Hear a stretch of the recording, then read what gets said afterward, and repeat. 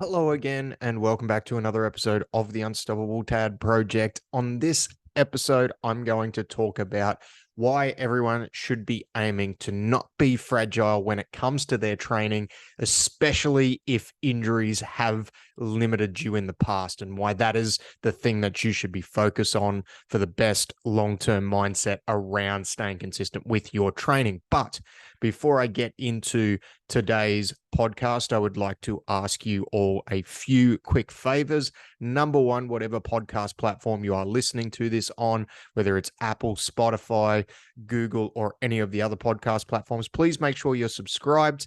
And while you're there, if the platform allows it, leave us a 5-star review. If you're also able to share it around with anybody else who you think might get some value out of what it is that I'm doing here. My goal with this is to firstly give everyone a little bit of an insight into my life as a dad, as a husband, as a father, and as a coach, and also hopefully give you on each episode some usable bits of information that you can take away into your daily life and make those incremental changes in areas that you are looking to make some changes in. So by able to do that and continue to produce this and give this out to you for free, I need your help in getting the word out there and continuing to grow this podcast as you have successfully helped me do over the last couple of years. But thank you to those of you that continue to listen. Thank you to those of you that continue to send me messages of support, suggestions, questions, and all that other great stuff that helps me continue to produce this and put this content out. So this week, title of the episode is Don't Be Fragile. Now, we can take that a whole bunch of different ways, and some of people may read that and go, oh shit, like what's he mean? Does he mean like don't be emotional and don't be fragile when it comes to a man showing his emotions and things like that? It's not that. The podcast is not about that today. That's opening up a bag of worms that I don't know that I'm ready to go into today. I've spoke about my emotional and mental health journey a lot of different times on the podcast over the last 2 and a bit years. But when I say don't be fragile, I mean don't be physically fragile. And when I say physically fragile, the fact is, obviously, having been a physical performance, strength and conditioning coach, put whatever label on it you want to put on a personal trainer, whatever the case might be, over the last 15 years, my goal, and this has evolved over the years, but I was thinking about it this week. And the reason I was thinking about it was I was talking to a client. I've got a couple of select in-person clients that I work with every week. And one of the men that I work with, he's quite a long injury history. Now, he's a little bit older. He's in his 60s, but his goal is to get back to doing more surfing like he wants to in his later years. And look, he's not in that bad shape, but he's got some hip problems. He's got some lower back problems. And these things have held him back quite severely over the last couple of years. So what we're working on making him stronger and getting him back to the point where he's able to do more surfing and he's able to be more physically active. So the point of training for this gentleman is to not be fragile. And he actually used those words with me. He said, one of the biggest things I've noticed over the last couple of weeks is that I don't feel as fragile, as in when he does things, he is not having to think about his injuries as much, and he's not having to be as cautious when he does stuff. Now, that doesn't mean there isn't certain things that he's not mindful of when he does them, and he's not mindful of the fact that maybe he needs to be wary when he moves a particular way or he picks up a particular thing in the off chance that it may flare back up his injury because he's in early stages of rehab. But the goal for him long term is to try and be as less fragile as possible. And I really think this is something that a lot of people need to take on board, because we can talk about, I guess, micro goals when it comes to training, trying to lose weight, trying to lift X amount of weight on a particular movement, back squat, deadlift, bench press, whatever it is. But the overall goal of training for long-term health and well-being and long-term longevity should be to not be fragile. You don't want to be fragile. You want to be useful. The point of training is to be proficient in your overall daily movement and to be as useful as possible. And to be as useful as possible is to be able to move unhindered in a way and perform tasks without having to be slow, cautious, steady, and being overly mindful of taking your time to do things because you're worried about getting hurt or you're worried about getting broken.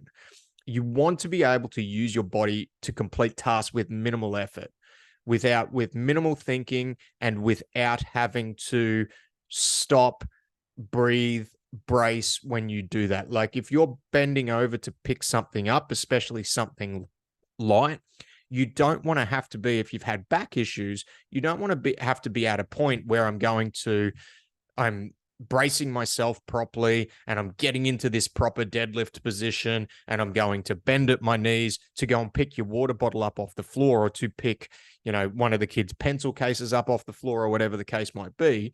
You want to be able to, with minimal effort and minimal thought and in a proficient way, be able to bend over and just pick that thing up. And if you have injuries, and you've had injuries, and especially long-term injuries that have held you back for a while, a lot of people will struggle to do that. They'll struggle to put themselves into that position because they haven't built the requisite strength to be able to get themselves to the point where they don't feel fragile anymore. They still feel like they're broken, and they're too worried about hurting themselves again. Or maybe it's the case that just some of these micro movements almost re-aggravate that injury. If it's a back thing, you feel it grab really quickly, and it gives you this instant reminder that, oops, I can't do that because I have this injury, because I am a little fragile, I feel a little broken. But the thing is, there is always a way out of that. There is always something you can do. Now, again, whenever I'm giving out this advice, it is always very context dependent. If you've listened to this podcast for a while, you will know, and you are probably sick of me saying context matters. You need to go and see somebody and get the right advice for your particular context. And that 100% holds true to what I'm saying here, because not every instance is the same. But for almost every person, there is going to be something you can do to get yourself to the point where you are less fragile. And the amount of work that is going to need to go into getting you to that point is going to be different based off the injury itself, based off your training history, and based off a few other factors that are going to be needed to take into consideration. But there is a way out for almost everybody, where we are able to get you back to a point where you are able to be less fragile and you are able to start to do things that you want to do. And instead of moving in a fragile and broken way, we can get to a point that you can just move. You can move with minimal thought and minimal effort. And the way most people need to do that is they need to physically build enough strength well past the point of that given task. Now, what do I mean by that? Let's break that down a little bit. What I mean by that is, let's take the example that I've just given of picking something off the floor. So it may be something super light. It's a water bottle, it's a pencil off the floor, whatever the case might be. I've met many, many people over my years of being a coach who are unable to just do that task. They're unable to bend over and tie their shoelaces in the morning without either having to be extremely cautious about taking that action, or just almost avoiding the action completely because they just know that it's going to cause them pain in doing it. So what we want to do within the training program is build their strength through that range of motion to a point that it is well past being able to pick that thing up off the ground.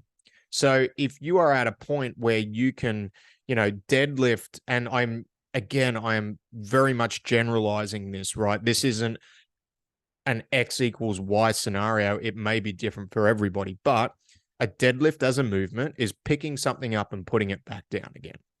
And if you're able to deadlift your own body weight, there's a better than average, and you're able to do it well, and you're able to move proficiently, and you're able to do the deadlift task with minimal effort, then how much easier is it going to be bending over to pick up that water bottle, or bending over to pick up that pencil, or bending over to tie your shoelaces in the morning?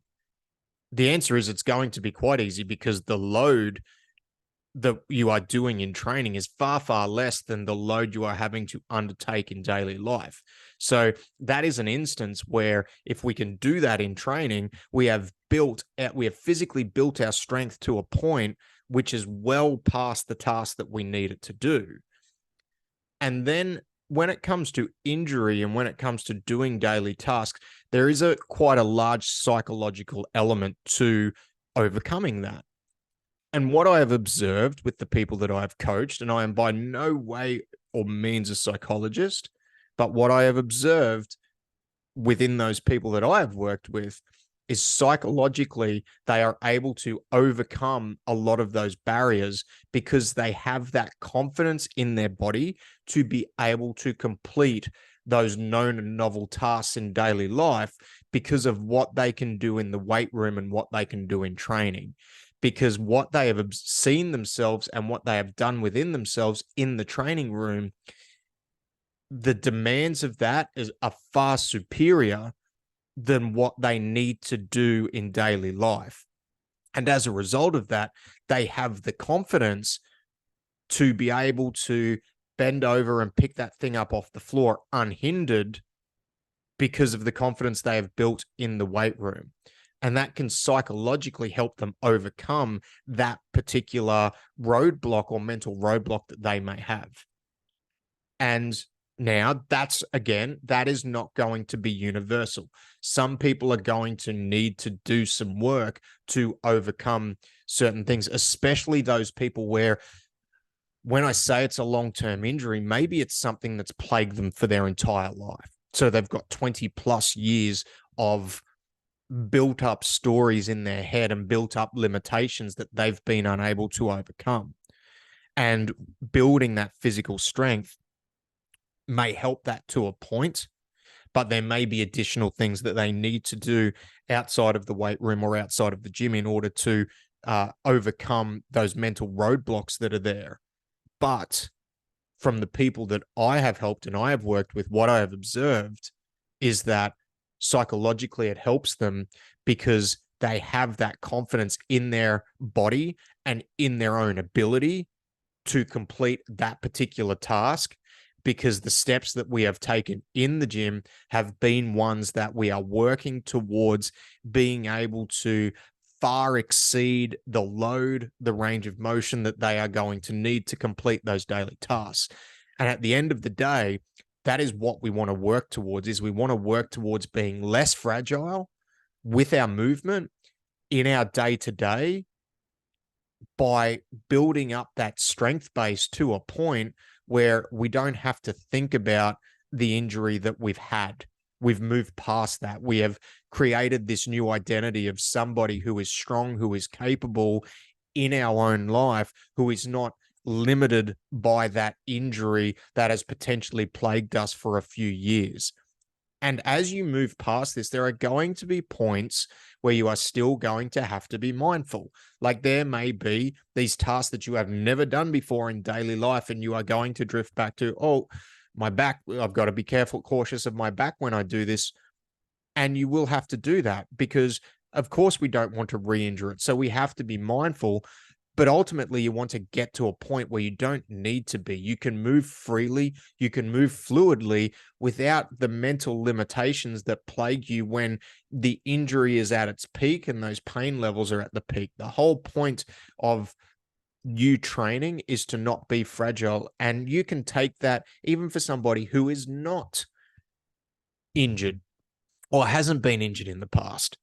The point of training for that person is to never get to the point where they are fragile, to be able to stay as independent for as long as possible, to be able to, for the vast majority of people that are listening to this podcast to be able to complete tasks with your kids, to be able to play with your kids unhindered and unhampered well into your later years, and to be able to do that with your grandkids, to be able to continue to do that into your 60s, 70s, 80s. I've told the story about one of my neighbors here at home he's in his mid 80s, and you would never pick that he was of that age because he is active. He still trains every day. He plays lawn bowls. You see him with his grandkids, and he's an active man. And for me, I look at somebody like that and I go, that's the goal, to be able to be as active as possible and be able to do the things that we love with those that we love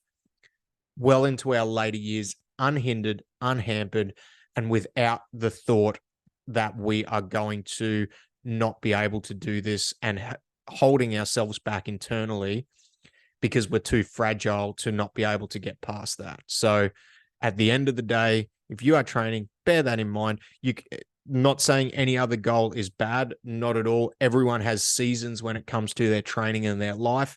And trust me, I've had plenty of them over my years when it's come to my training, whether it has been training for football, whether it has been weightlifting, whether it's been a bit of CrossFit, jiu-jitsu, whatever the case might be.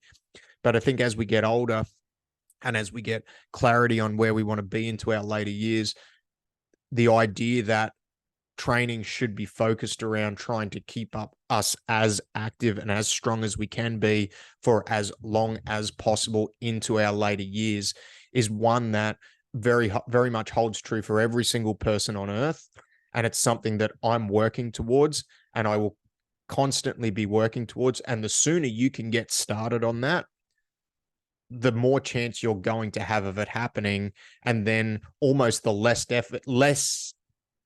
least amount of effort is going to be required as you get into those later years because you have built that base. Whereas if you leave the run too late, and I shouldn't say too late because it's not too late to start, but if you leave the run in your 50s or 60s and you haven't done it before in the past, the amount of work you're going to have to put in to catch up to the person that started in their 20s or 30s or even 40s is going to be far, far greater because that person has already put in that groundwork and built that foundation so that now that when they are in their 50s, 60s, 70s, 80s, they need to do the work to be able to keep that base and keep that strength as much as they can. But the effort is not going to be as much as somebody who has left their run till a little bit later in life. So if you've been on the fence about getting started on something, hopefully that convinces you to go seek some help. If you want some help from myself and you'd like to explore the training programs that I provide, there's a link in the show notes. You can jump on, you can book in a time. We can have a chat and see if what I offer is a good fit for you. But there are plenty of great trainers, great coaches, and great people who can help you get to the point where you are not only not fragile now and able to complete everyday tasks with minimal effort and build that strength base very wide and build that pyramid of overall fitness very high, but they can help get you to the point that in your later years, you are able to live a more physically fuller, more fulfilled life as a result of the work you've put in your younger years. So thanks again for listening. Let me know if you have any questions around that. Send me a message on the social. So at The Unstoppable Dad on Instagram, The Unstoppable Dad Project on Facebook, and I will talk to you all next week. Goodbye.